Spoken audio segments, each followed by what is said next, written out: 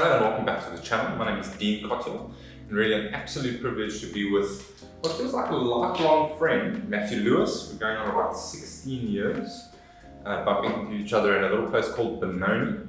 And today we're going to chat a little bit about what Matt's up to, follower, and just what keeps him busy on a day-to-day basis. Hey, Libri. Good. Good? Very good. Yeah. Tell us a little bit about follower. Who are you? What are you doing? Which parts of the ends of the earth is it taking you to?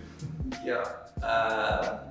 The simplest answer to say what is follow would be to say that it's a community of learning and practice in the way of Jesus.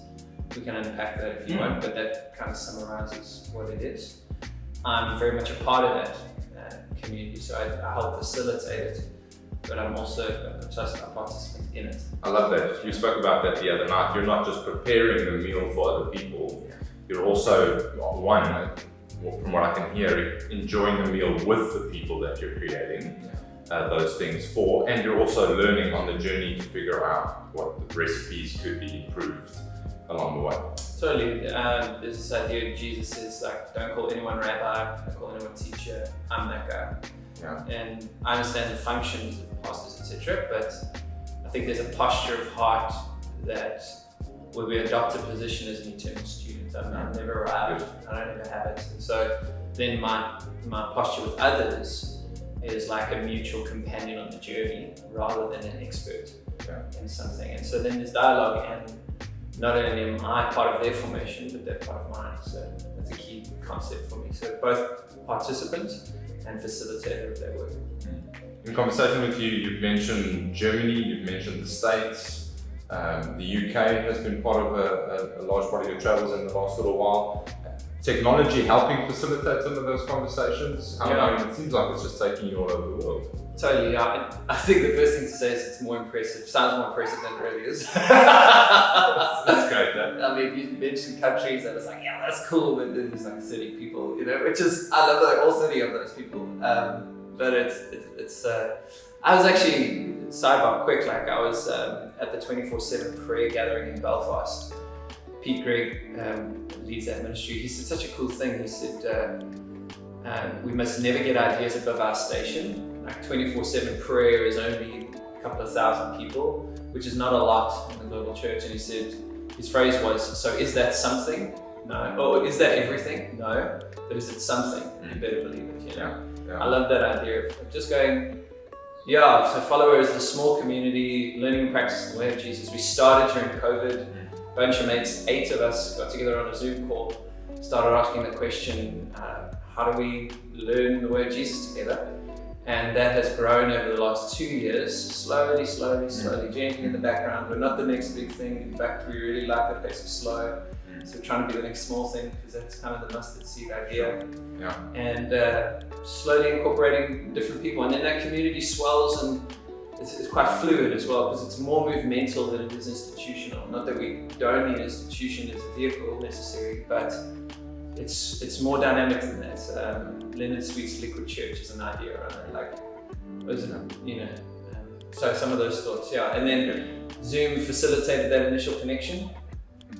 And that was crazy, because one of the big questions was, can we have authentic connection on the internet? And I was skeptical about that. I didn't know if that could happen. And I think many people were very skeptical. And we did.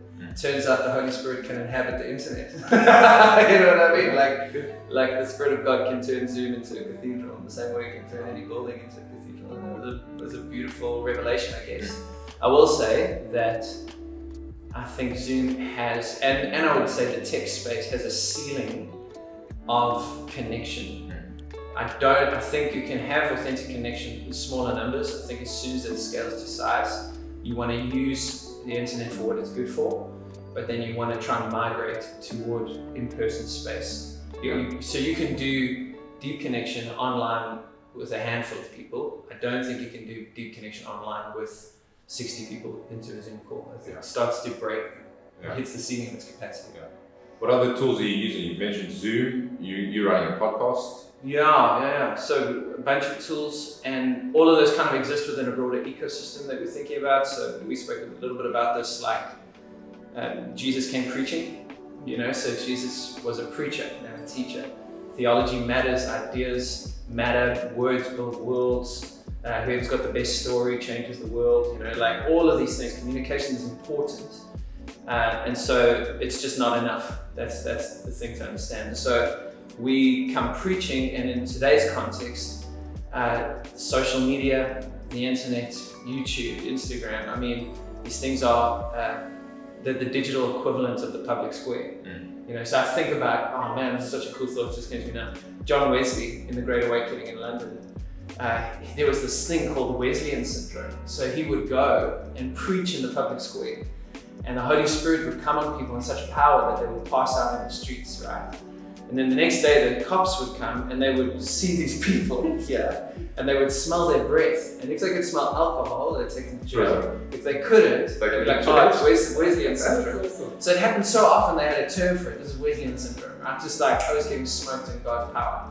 Now, there is a capacity today, again, just what we spoke about, how the Spirit can inhabit digital spaces.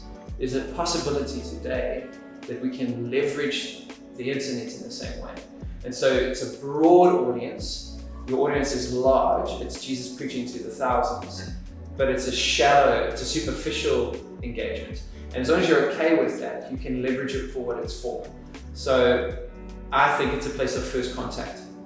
And then you want to be strategic about how you channel your first contact into the digital, into deeper, progressively deeper, more engaged, smaller places of formation and discipleship. Yeah.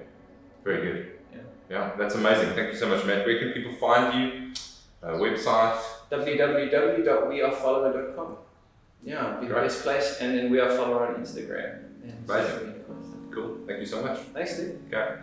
See you tomorrow.